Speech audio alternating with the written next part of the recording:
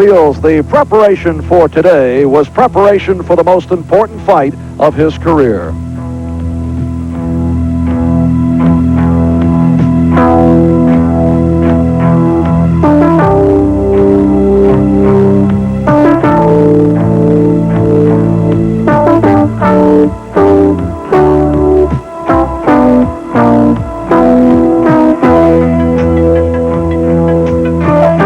It's real hard, but I think it'll pay off in the end, you know.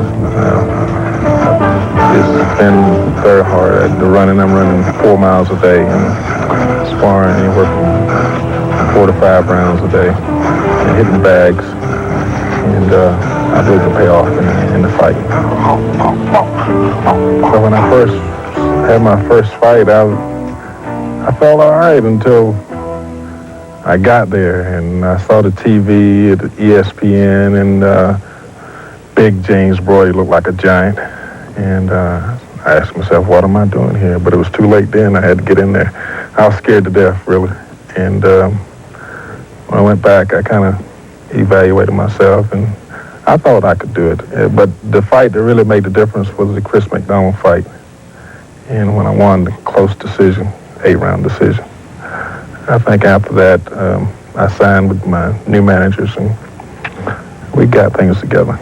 The desire and the strength were the most important factors in what we saw. What we felt he needed at that time was to go into boxing full-time, to work hard, to get the top trainer in the world. We went out and we got Emil Griffith to be his trainer. There is no better trainer in the world. We took him out of his full-time job as a prison guard. We put him into boxing full-time, working with one goal in mind, and that goal was to be the best fighter he could be, and we felt he had the ability to go on and become the heavyweight champion of the world. This is serious business to James. When he goes into the ring, that's his job. He goes to the office that day, and he goes to win, because winning means making money. We got our mind set, on the fight, and we know Bruno's strong. He's a strong puncher. So, we're going to be looking out for that too, and training's been going real well.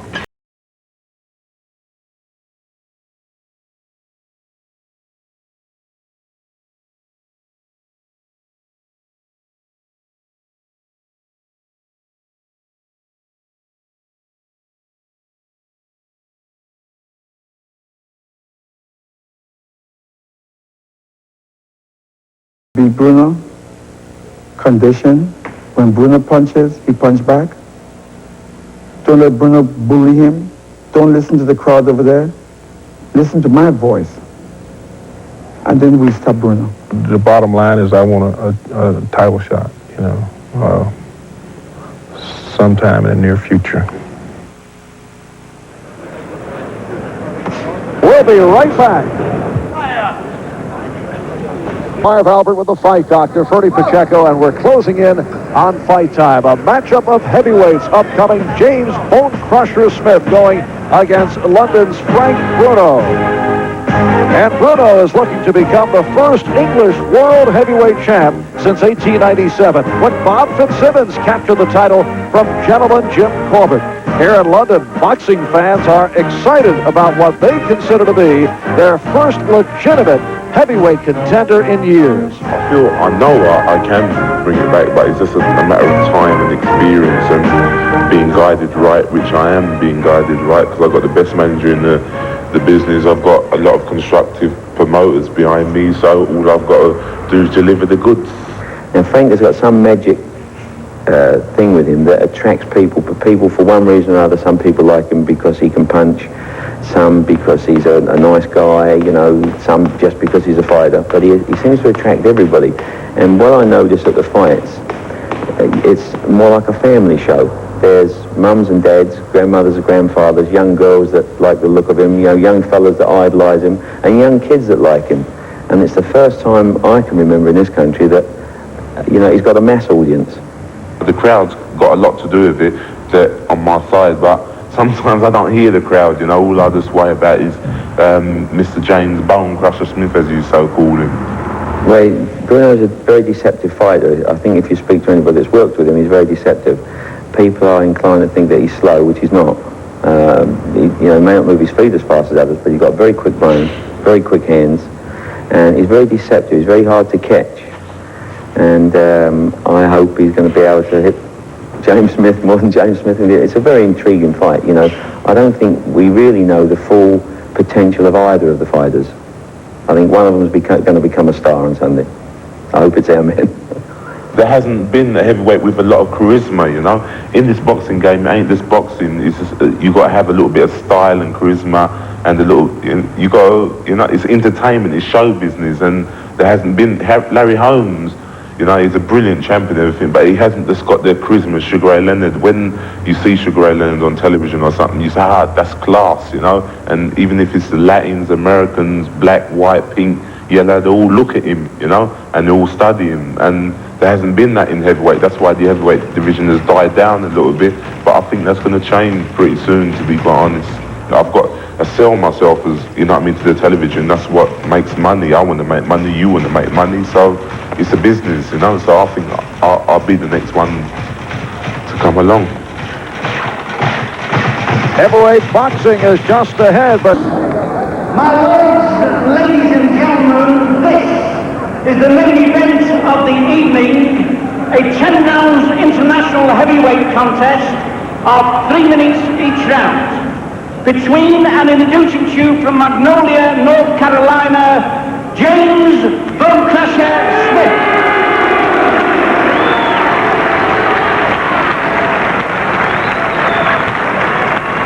And in this corner from Wandsworth, Frank Bruno.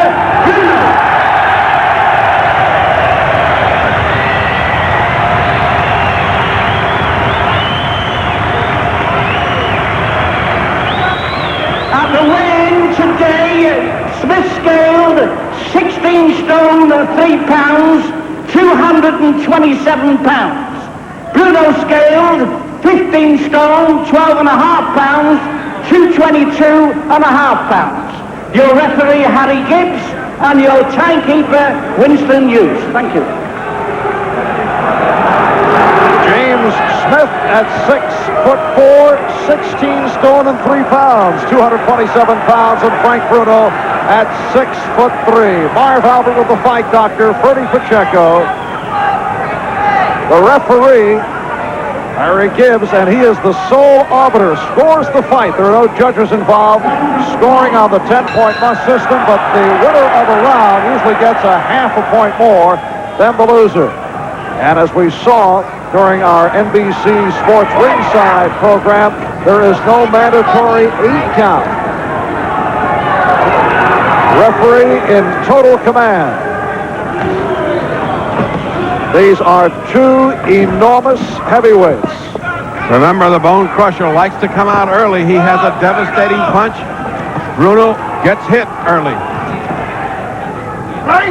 And as we mentioned earlier, a crossroads test for both fighters because the quality of the opposition on both has to be questioned, although both have impressive records.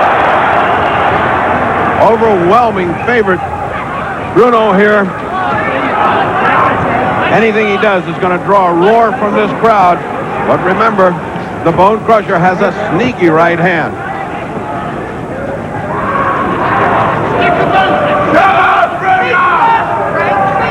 Already there's a surprise here in that Bruno's people had said he's not going to go out and lead. He's just going to cover up or while away the first round.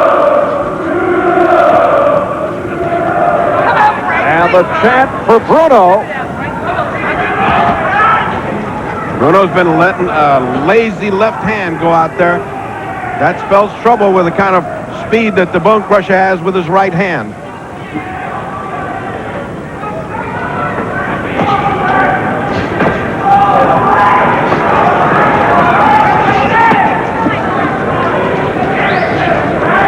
Past the halfway mark. Opening round scheduled for 10. Bruno's last fight, 1-round knockout. Stopped Juan Figueroa of Argentina. 67 seconds in. The rap on Bruno is he has been force-fed easy opponents.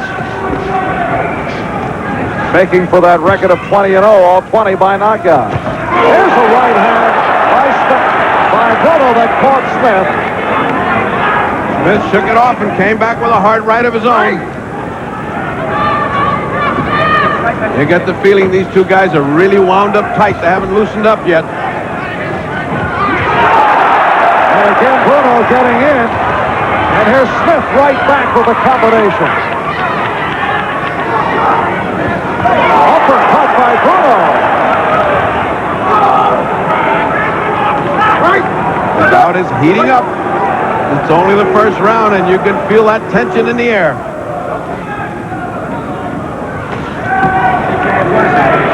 And that will wrap it for the first round.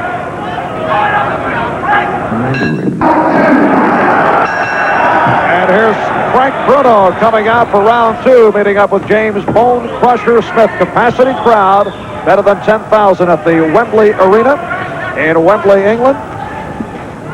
Bruno has that muscle-bound impression, very rigid, very tight-looking. He is that, but then again, he's got that knockout record, so he must be able to turn it loose sometime. He does look particularly tight tonight. The Bonecrusher looks very kind of limber and relaxed. He has sort of a whip to his punches. British boxing fans disappointed earlier as they saw British middleweight champion Mark Taylor stopped in the 7th round, knocked down 5 times in all, upset by a guy considered to be a journeyman in Buster Drayton out of Philadelphia. Those are those nights that happen in boxing. One never knows what happens on the way to the title. Right now, Bruno's left has been dominating the first and second round. Even though it's a lazy left, it's been hitting the Bonecrusher. And the crowd again chanting for Bruno. His left is dominating the Bonecrusher. I can't believe he hasn't crossed over. And again, the crowd roaring with every contact that Bruno is able to make. Uppercut, but it just grazed Smith. It's a great idea, but it didn't land. Just grazed him.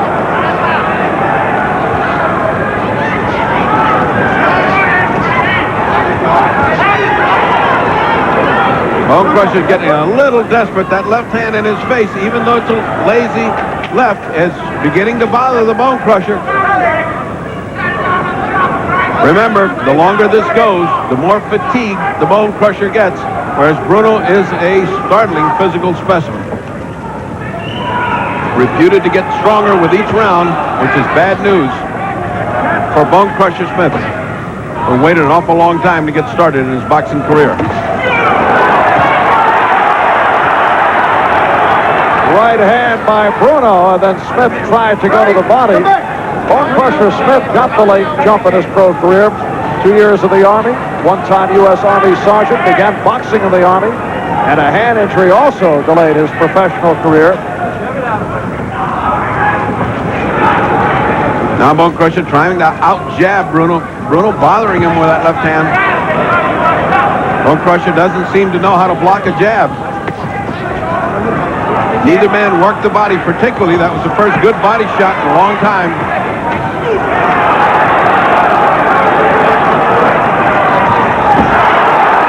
No contact, although the crowd reacted. Final seconds, second round. It went on like that. At the end of round two, Bonecrusher Smith playing to the crowd. They were not exactly cheering him on. This is round three. Frank Bruno in the blue, landing on Bonecrusher, who was able to come back with a good right hand.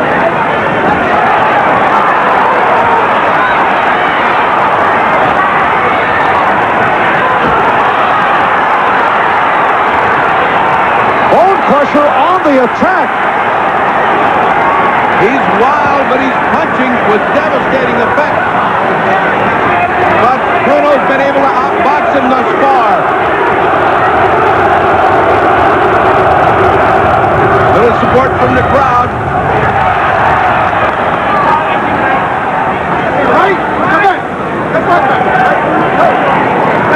The danger of that is that Bonecrusher can wear himself out with an all-out attack like that. Again, Bruno looking to land with the uppercut. Bruno is outboxing Bonecrusher. That left hand is the key. He's setting him up with a left hand. He's been able to outbox him when Bonecrusher comes in wild. These two do have one common opponent, Walter Santamore, a fourth-round knockout victim of both Smith and Bruno. He claimed that Bonecrusher Smith is the harder puncher. Now, right now, he got hit a good right hand by Bruno, and it slowed him down considerably. It's only the third round, and Bonecrusher's already showing signs of wear and tear. Fatigue is creeping into his motions. Again, a grazing blow. Bonecrusher's legs are standing still. They're not moving. Bruno measuring him carefully. But watch the lack of motion on the part of Bonecrusher. And under a minute left, round 3, scheduled for 10. Bruno continues to flick the left hand and keep Smith away. Smith with that enormous reach, 81 inches. You would think that Bonecrusher would be out jabbing Bruno, but the other way has been the way. For 3 rounds now, it's been that left hand of Frank Bruno that's been dominating the fight. All of a sudden, Bonecrusher looks like an old man. He can't go back. He totters back. Good counter by Bruno. Final seconds, third round. We'll be back right after these messages. And Bonecrusher Smith out for round 4. Referee Harry Gibbs checking in the corner of Smith a moment ago. Check the ear. Looked like there was some blood just to the left of the left ear of Smith, and his trainer, 6-time world champion Emil Griffith, checked it out. Apparently he's all right. It's a little nick on the ear. He was worried that the blood coming from inside the ear would be more significant, of course. Again, the dominant left of Bruno has opened this round. Get the feeling Bonecrusher has to husband his energy. He can't let it go all out at the beginning of a round like he did that last round, because he died for the rest of the round. Good right hand, but good counterpunch by Bruno. Seems to have Bonecrusher in trouble.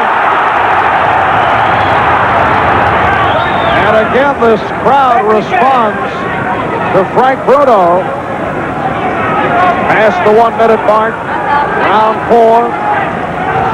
Bonecrusher Smith looking very tired. Bruno able to just pop that jab in there with impunity. Nothing going on Bonecrusher's jab. He's just sort of pawing it out. It's either being blocked or it's a foot short.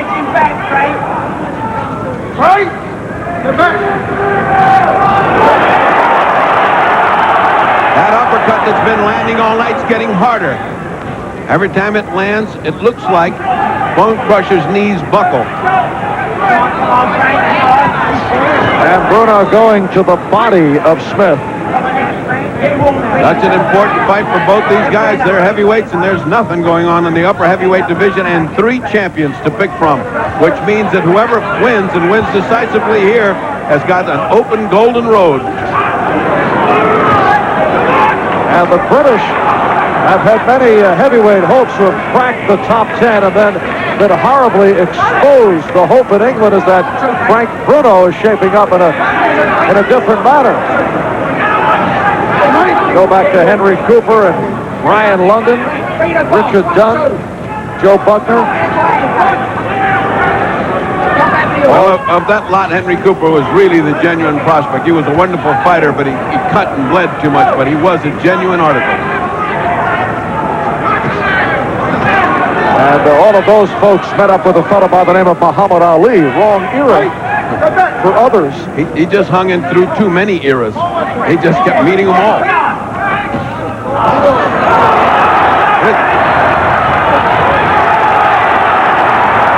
And Bruno ending the round with a flurry. On Bronecrusher Smith has gone as far as 8. Bruno has gone as far as 7. In that 7-round bout, Bruno had his difficulties with Jumbo Cummings. It stopped Cummings in the 7th. Last May, stopped Scott Ledoux in 3. Cummings and Ledoux, the only known opponents on the knockout ledger of Frank Bruno, is 20-0, all 20 by knockout. With the fight doctor, Bertie Pacheco, Marv Albert, Wembley Arena in Wembley, England. One of the things that's happened to Bonecrusher is he's getting no help from the corner. In the corner, it's only Emil Griffith, who was a marvelous 6-time world champion, but he can't do the work of 3 men. He should have someone massaging his arms. He should have someone working on his feet to get the circulation going on his legs.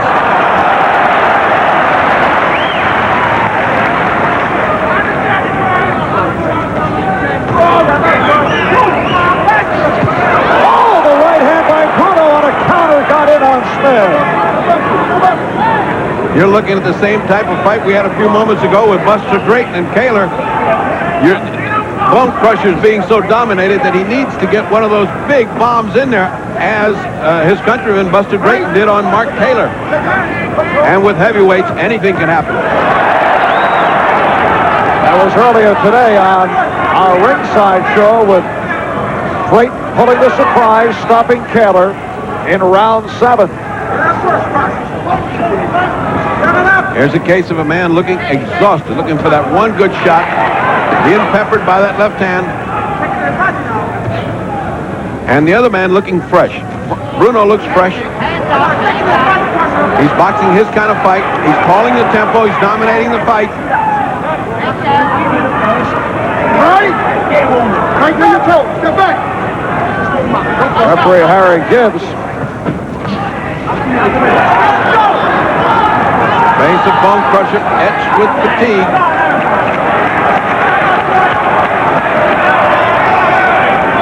Bonecrusher patiently fighting his fight, trying not to take a chance. And again, Gibbs getting involved. What's in Frank? Underneath, Frank. Underneath.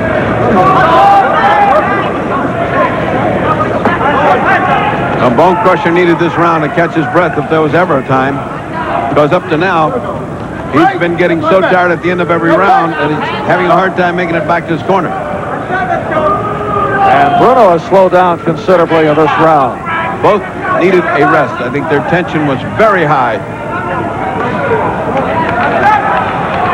Final seconds, round 5. And James Bonecrusher Smith, 29 years old, from Magnolia, North Carolina, farm town of 2,500. Says it's a town without a traffic light. He is in the red. Record of 13-1, 11 by knockout. Frank Bruno in the blue, 22 years old, local hero out of London, 20-0, all 20 by knockout.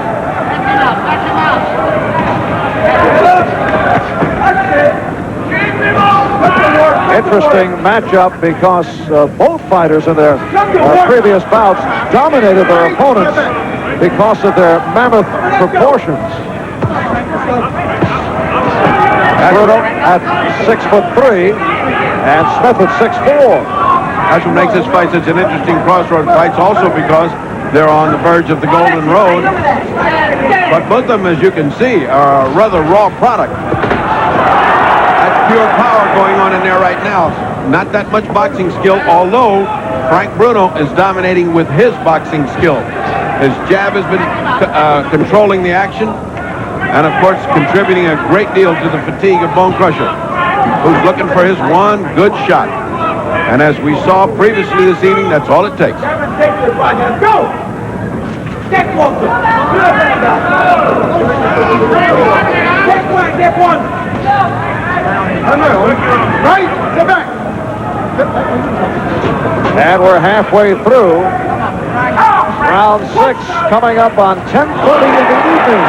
Here in London, you saw the uppercut thrown by Bruno and a right hand by Bruno. You get the feeling that Bruno, if he stepped on the gas, could finish this. But quite possibly, knowing what happened to Mark Kaler earlier with a surprise knockout, he's being very cautious. Terry Wallace in his corner.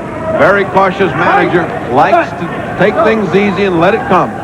He doesn't want him to get crazy. Under a minute left, 6th round. And Smith going very wide with his punches.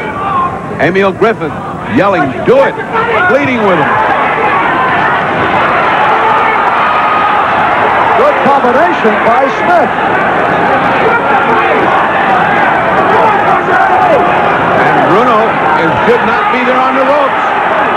Bruno should not be there on the ropes. He's getting hit. Coming up on 15 seconds left in the 6th round. Good. He should move away. He's staying right on. Excellent flurry by Bonecrusher Smith. Best round he's ever had.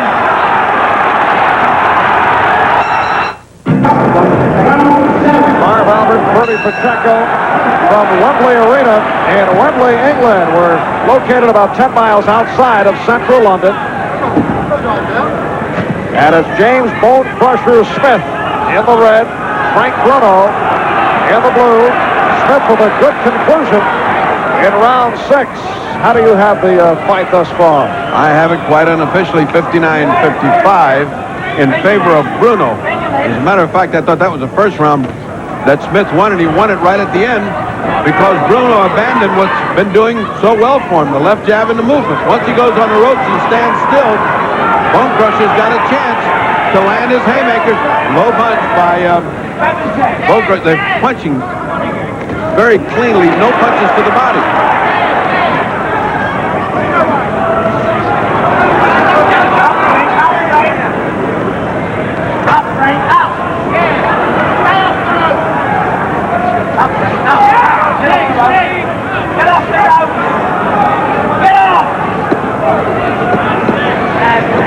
And Smith,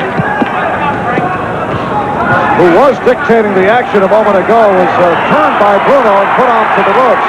And again, the crowd reacts to every conceivable move, although not much is happening. 3 jabs by Bruno, and the crowd is on its feet.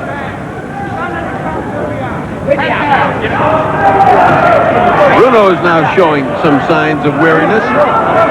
After that late 6th round belaboring, he's not as cocky as he was. He's not punching as hard. But then again, neither is Bonecrusher. Both showing great signs of weariness. Except that Bonecrusher can get off that one shot. Even as tired as he is, when he fires with a devastating quickness. But it's only one punch. He never follows it up. He hasn't got the energy to keep going. But one punch can do it. Oh. And we saw the left, and he hurt Bruno. The combination by Smith. And there goes Bruno saving himself with a left hook, with a left jab, and trying to move away. And Bruno back with a chopping right, but he did not hurt Smith.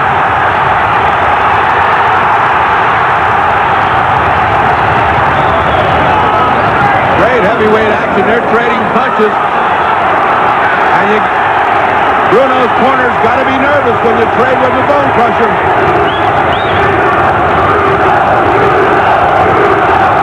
And they're chanting for Frank Bruno.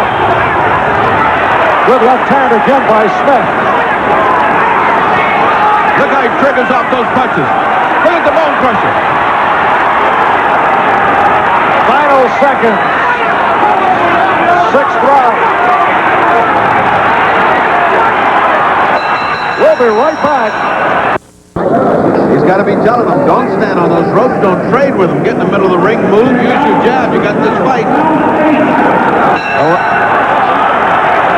On to round 8. The last 2 rounds have been Smith's because of the inactivity of most of the round, and then his flurries at the end, which were meaningful, strong, and hard punches. Bruno again letting himself get trapped on the ropes for no reason at all. Jab that he's pulling out there is nothing remotely like the one it was at the beginning of this fight. It's lazy, it's slow, tentative.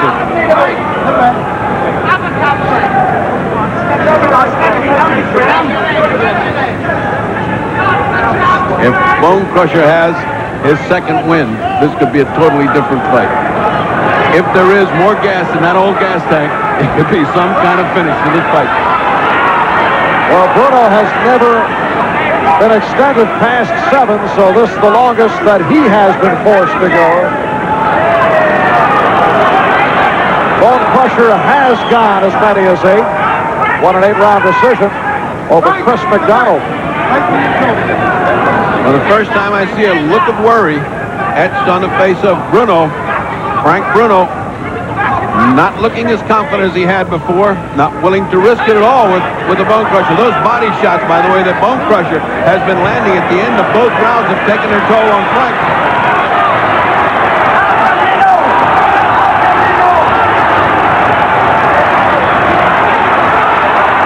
Bruno using the jab, but has not much going for him.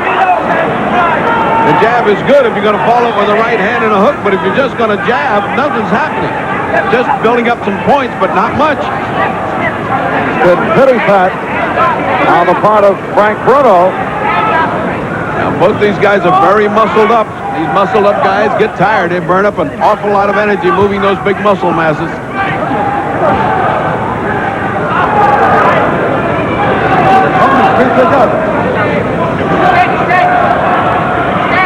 Under a minute left. Round 8. There's a right hand thrown by Bruno. Not much impact on it. But that's what should be following those jabs. That good right hand.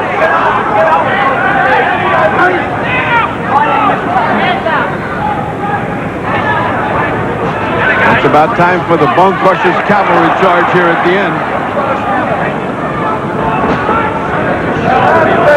Blood still coming from the ear, and that little nick right on the earlobe of Bonecrusher Smith.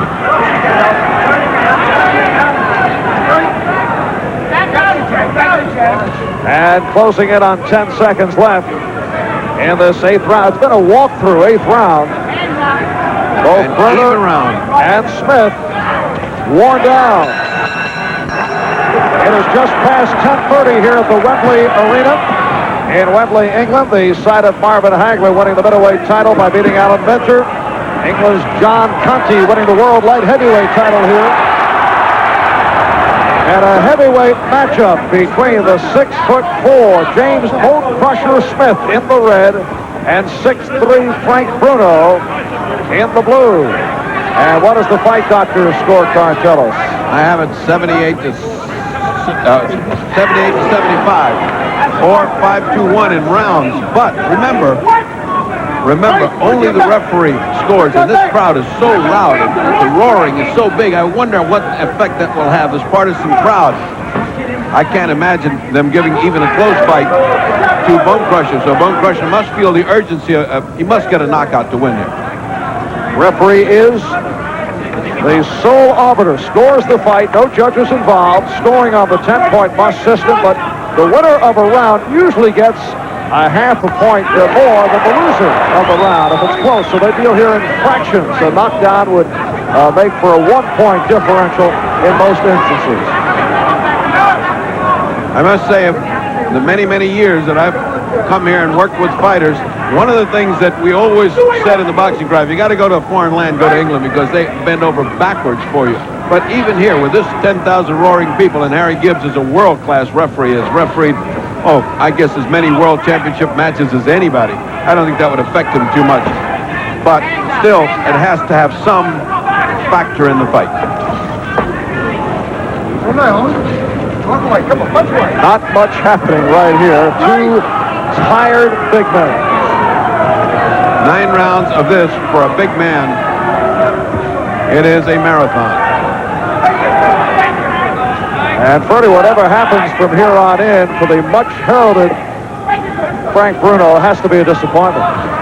Well, depends on whether he wins or not. If he wins, when you consider you have a man like Evangelista ranked 10th in the world, Bruno is ranked 9th, by the way. You know there's a dearth of heavyweights. And he's 22-0 if he wins. He'll be 21-0 rather if he wins.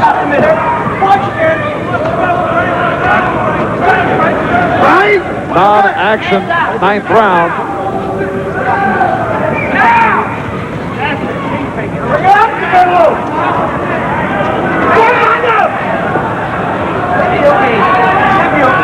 Smith and Bruno just leaning on each other. You know, you get the feeling they lull themselves into inactivity and then get hit. Bruno did connect with the right hand. The immediate clinch by Smith as this round concludes. 10th and final round. We've had no knockdowns, and the crowd would like to see flailing away action. We have not seen much the last few rounds. Frank Bruno out of London, England, 22 years old in the blue, 20-0, all 20 by knockout. And James Bonecrusher Smith, 29 years old, from Magnolia, North Carolina, 13-1, 11 by KO. And the Bonecrusher must know he needs a knockout here. He needs a spectacular round and a knockout.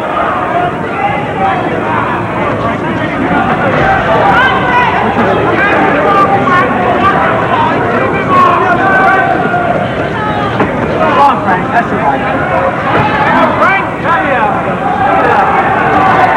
As so often happens in boxing, and we've seen over the last 4 years, when two punchers get together, somehow they never punch each other out. They just keep on fighting for 10 rounds. This isn't over yet, but they certainly both look weary enough to go to a decision. Oh, good left hand by Smith, and he hurt Bruno.